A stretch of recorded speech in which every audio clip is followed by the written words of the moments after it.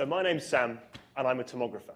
And like your average tomographer, I'm particularly interested in tomography, which is the science and art of three-dimensional imaging.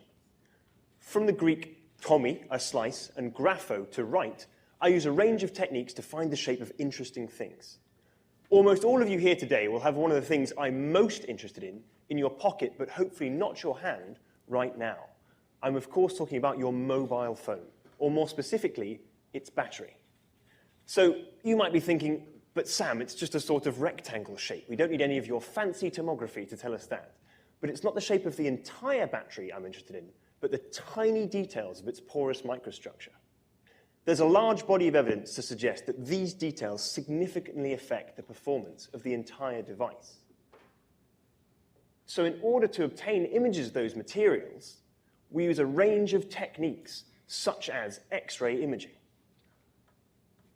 These tiny details really are very, very small. So the kind of light that your eyes can see wouldn't even fit inside the pores. This means we have to use small light, which really means high-energy light, such as X-rays. So hands up, who has ever been for a medical X-ray? Almost all of you. So you'll know that essentially the image that comes out of that machine is just a plot of your body's density, as the X-rays that travel through you find it harder to go through your dense bone than through, say, the air in your lungs.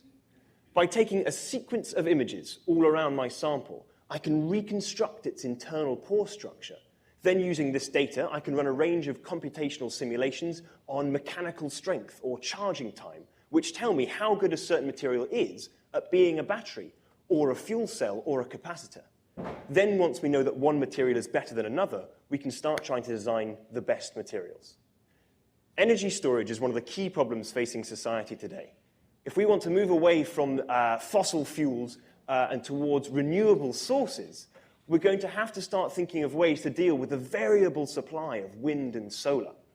Tomography has given scientists a key new tool, as well as revealing complex and beautiful worlds at the nanoscale. So you're probably wondering why I've chosen to have the Eye of Sauron behind me here to back up my point. But what you're actually looking at is a microtubular fuel cell made right here at Imperial College. So this device, a fuel cell, combines a fuel, like hydrogen, with oxygen from the air to efficiently produce electricity, releasing only water as its waste. With its carefully designed microstructure, this particular device allows us to produce LNG both more efficiently, and the device itself is stronger than any previous design. And as such, it might be giving us a taste of the shape of things to come. Thank you very much.